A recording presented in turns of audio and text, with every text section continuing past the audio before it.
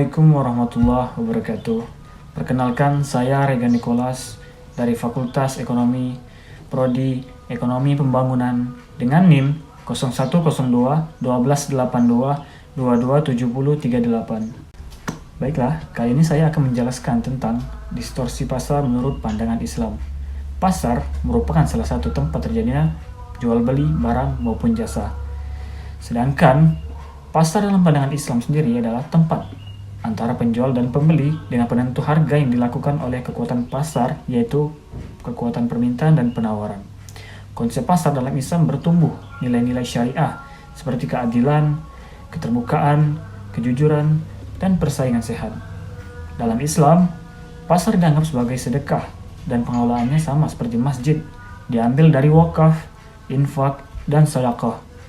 Pasar merupakan tempat untuk melakukan suatu transaksi jual beli barang dan jasa oleh penjual maupun pembeli, dan sangat penting bagi perekonomian dunia.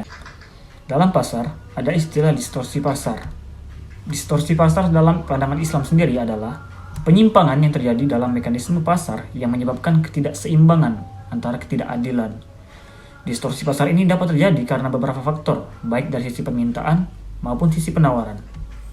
Dari sisi permintaan sendiri, distorsi pasar dapat terjadi karena adanya kecurangan antara penipuan seperti ikhtisar. Ikhtisar sendiri adalah penimbunan barang. Kemudian, bai najasi. Bai najasi sendiri adalah pemasaran barang dengan cara memuji barang secara berlebihan. Kemudian adalah tadlis atau penipuan dalam transaksi.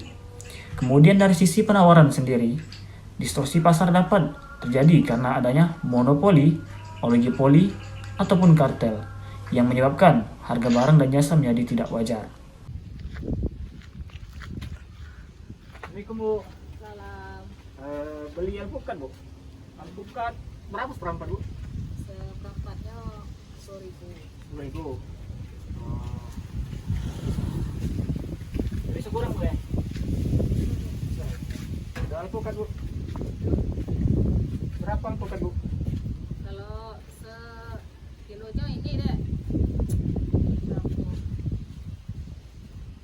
40. 40, Bu. 40. 35 bisa, Bu? Ambil sekilo. Sekilo bela, Bu. Nah, udah, kalau harga tuh seperempat aja, Bu. 10.000 ya. Ya, 10.000. Baik, kemudian saya akan menjelaskan keterkaitan antara distorsi pasar dengan materi yang sebelumnya yang pernah kita pelajari, yaitu materi pasar persaingan Islami. Materi pasar persaingan Islami adalah materi yang membahas tentang pasar yang beroperasi sesuai dengan prinsip-prinsip Islam. Pasar persaingan Islami adalah pasar yang bebas dari distorsi, sehingga harga barang dan jasa yang terbentuk di pasar merupakan harga yang wajar dan sesuai dengan nilai realnya. Distorsi pasar dapat mempengaruhi terbentuknya pasar persaingan Islami. Misalnya, ketika terjadi monopoli, maka pasar tidak akan lagi bersaing secara adil. Hal ini karena produsen memiliki kekuatan pasar yang besar dan dapat menetapkan harga yang tinggi, sehingga konsumen akan dirugikan. Dalam materi pasar persaingan Islami, distorsi pasar juga dapat terjadi karena adanya faktor-faktor yang tidak sesuai dengan syariat Islam, seperti riba, gharar, dan maisir. Faktor-faktor tersebut dapat menyebabkan pasar tidak lagi bersaing secara sehat dan adil. Berikut adalah beberapa contoh distorsi pasar dalam pandangan Islam dan keterkaitannya antara pasar persaingan Islami. Yang pertama, ikhtisar. Ikhtisar adalah penimbunan barang dengan tujuan untuk menaikkan harga. Ikhtisar adalah perbuatan yang haram dalam Islam karena dapat merugikan konsumen dan menyebabkan harga barang menjadi tidak stabil atau tidak wajar. Ikhtisar dapat menyebabkan pasar tidak lagi bersaing secara sehat dan adil karena produsen memiliki kendali yang besar atas pasokan barang yang di pasar.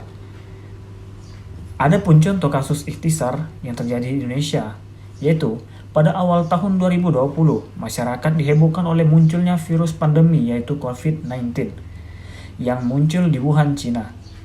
Kemudian pada bulan Maret 2020, kemarin saat di Indonesia muncul kasus COVID-19 yang pertama kalinya yang menyebabkan permintaan masyarakat akan masker meningkat.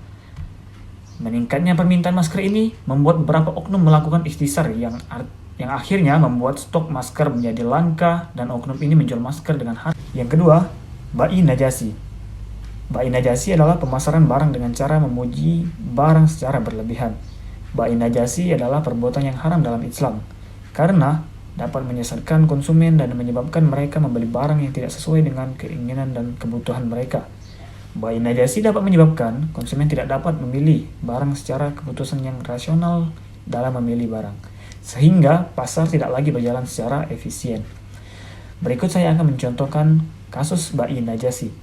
Pada tahun 1997, yang itu saat Indonesia dilanda krisis moneter, terdapat isu kelangkaan pangan. Karena takut kehabisan persediaan beras, di kota-kota besar masyarakat ramai-ramai memborong beras. Sehingga permintaan terhadap beras pun meningkat, sehingga harga beras naik. Kemudian tak lama kemudian beras di gudang Bulog. Selanjutnya yang ketiga, yaitu tadlis. Tadlis adalah penipuan dalam transaksi. Tadlis merupakan perbuatan yang haram di dalam Islam karena dapat merugikan konsumen dan menyebabkan mereka mendapatkan barang yang tidak sesuai dengan yang mereka beli. Tadlis dapat menyebabkan konsumen tidak dapat mendapatkan informasi yang benar tentang barang yang mereka beli, sehingga pasar tidak lagi berjalan secara transparan. Berikut saya akan mencontohkan sebuah kasus tadlis, yaitu e-commerce. E-commerce adalah proses jual beli secara elektronis oleh konsumen dari perusahaan ke perusahaan dengan menggunakan jaring komputer untuk melakukan transaksi bisnisnya. Namun, terlepas dari berbagai kemudahan yang disajikan, transaksi jual beli secara online ini sangat berisiko. Dengan tidak adanya interaksi secara langsung, terkadang beberapa oknum yang tidak bertanggung jawab justru memanfaatkan untuk menipu. Keempat adalah monopoli. Monopoli adalah penguasaan pasar oleh suatu perusahaan. Monopoli dapat menyebabkan harga barang menjadi tidak wajar dan merugikan konsumen. Monopoli juga dapat menyebabkan pasar tidak lagi bersaing secara sehat dan adil, karena produsen memiliki kendali yang besar atas harga dan pasokan barang di pasar. Kemudian selanjutnya itu riba, atau yang kelima.